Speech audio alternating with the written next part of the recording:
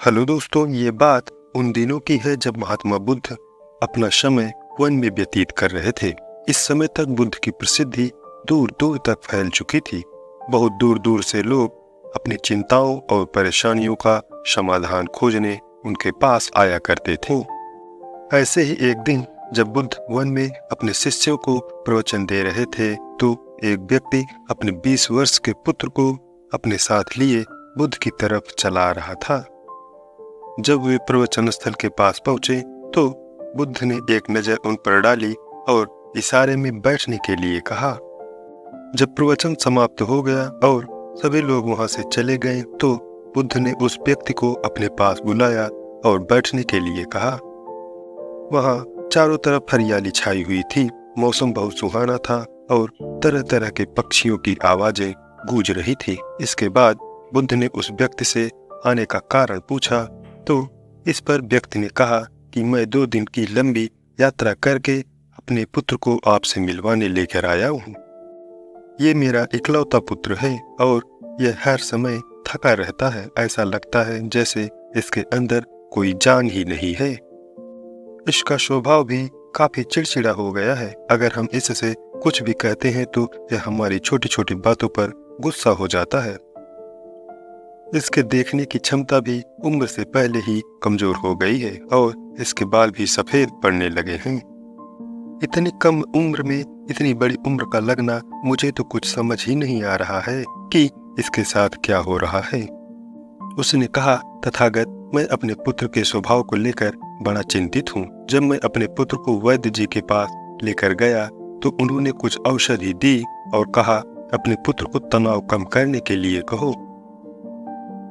वो अपने दिमाग में बहुत अधिक तनाव लेता है, इसलिए उसकी ऐसी हालत हो गई है।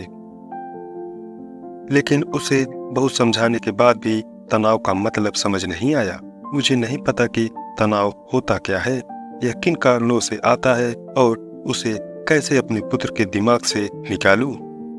इसलिए तथागत, मैं आपके पास आया हूँ। कृपया आप मेरी समस्या का समाधान कीजिए। यह सुन महात्मा बुद्ध उसके पुत्र को बड़े ध्यान से देखते हैं। उसके चेहरे को देखते हैं, उसकी आंखों को देखते हैं और फिर उसके हाथों की नब्ज को भी देखते हैं।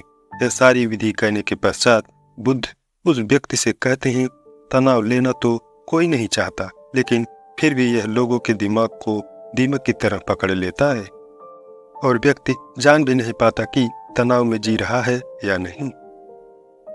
लेकिन अगर व्यक्ति तनाव के कारणों को अच्छे से समझ लेता है और तनाव के बारे में कोई ऐसा पैमाना बना लेता है जिससे वह जान सके कि वह कितने तनाव में है, तो वह इस समस्या का समाधान भी खोज सकता है।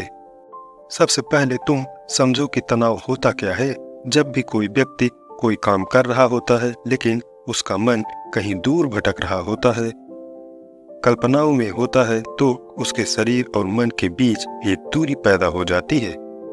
यह दूरी जितना अधिक होगा, व्यक्ति उतना ही ज्यादा बेहोशी की अवस्था में होता है और शरीर व मन के बीच की इसी दूरी को तनाव कहा जाता है। आखिर कोई पसंदीदा खेल खेलने के बाद व्यक्ति चुस्ती और प्रसन्नता से क्यों भर जाता है, जबकि उसने तो अपने शरीर को थकाया है।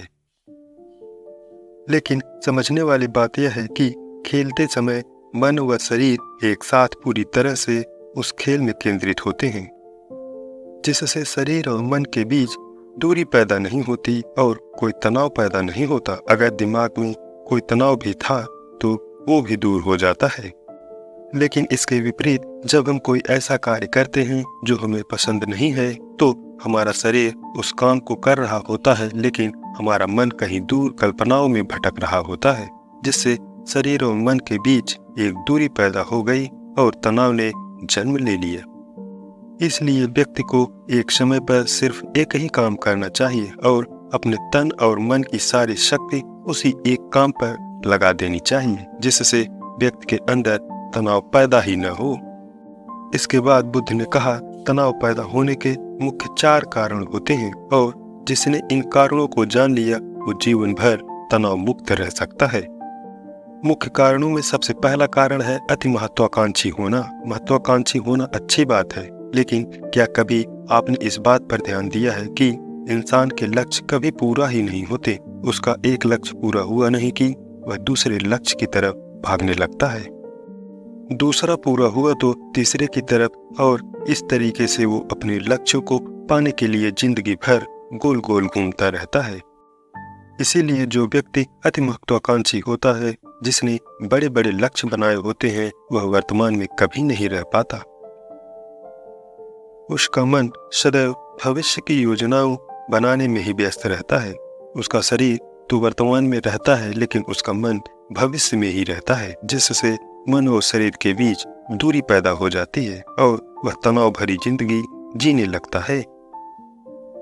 महात्मा बुद्ध की ये बात सुनकर उस लड़के ने कहा, तो फिर इसका मतलब है कि हमें लक्ष्य नहीं बनाना चाहिए, क्योंकि लक्ष्य बनाना भी तो महत्वाकांक्षा ही है। इस पर बुद्ध ने कहा, जीवन में लक्ष्य बनाना कोई गलत बात नहीं है, लेकिन समस्या तब उत्पन्न होती है जब वो अपना पूरा ध्यान उस लक्ष्य से मिलने वाले परिणाम पर ही लगा देता है और उसके परिणाम की चिंता करता रहता है। व्यक्ति को वर्तमान में जीना आना चाहिए। आप लक्ष्य बनाइए और उस लक्ष्य की प्राप्ति के लिए कड़ी मेहनत करिए, लेकिन साथ ही साथ आपको इस बात का भी ज्ञान होना चाहिए कि आप अभी वर्तमान में जी रहे हैं और वर्तमान ही सत्य है। दोस्तों, जो काम करना हमें पसंद ही नहीं है, जिसमें हमारी रुचि ही नहीं है, उस काम में हमारा मन लग ही नहीं पाएगा। हमारा शरीर तो वहीं बैठा रहेगा, लेकिन हमारा मन कल्पनाओं की उड़ान भरेगा, जिससे शरीर और मन के बीच दूरी पैदा हो जाती है और व्यक्ति तनावग्रस्त हो जाता है। इसलिए इंसान को हमेशा अपनी रुचि के अनुसार ही कार्य करना चाहिए। फिर बुद्ध ने कहा, तनाव का चौथा कारण होता है किसी दूसरे से अपेक्षा रखना। बुद्ध ने उस व्यक्ति की ओर इशारा करते हुए कहा, एक पिता होने के नाते तुम्हारी अपने पुत्र से बहुत सी अपेक्षाएं होंगी कि तुम्हारा पुत्र एक बहुत कामयाब इंसान बने, तुम्हारा नाम रोशन करे, जैसा तुम चाहते हो उस तरह का जीवन जिए, तुम्हारी हर बात माने। लेकिन क्या आज तक कभी किसी की सारी अपेक्षाएं पूरी हुई हैं? जब भी कोई व्यक्ति किसी दूसरे से कोई अपेक्षा रखने लगता है तो वो अनजाने में अपने लिए तनाव पैदा करने लगता है। बुद्ध की यह सारी बातें सुनकर उस व्यक्ति ने हाथ जोड़कर कहा, हे महात्मा जी, मेरा पुत्र अभी 20 वर्ष का ही है और इसमें अभी इतनी समझ भी नहीं है कि यह आपकी हर बात समझ ले। आप कृपया करके तनाव मुक्त रहने का कोई आसान सा तरीका बता दें, जिससे मेरा बेटा उसका अनुसरण करके तनाव मुक्त रह सके। इस पर बुद्ध ने कहा कि अगर तुम इतनी सारी बातों का पालन नहीं कर सकते तो इसके लिए एक बहुत ही आसान विधि है। तुम एक बार में एक काम करने पर ध्यान लगाओ, उस समय सिर्फ उसी काम को करो। ये सबसे आसान और अच्छा तरीका है तनाव मुक्त रहने का। जब तुम भोजन करो तो उस समय सिर्फ भोजन ही करो, उसके पूरे स्वाद का आनंद लो, उसी का अनुभव करो।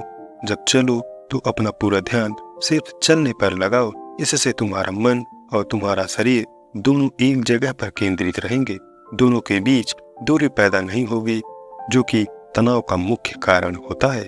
दोस्तों, ये वीडियो कैसा लगा मुझे कमेंट करके जरूर बताएं। Thanks for watching.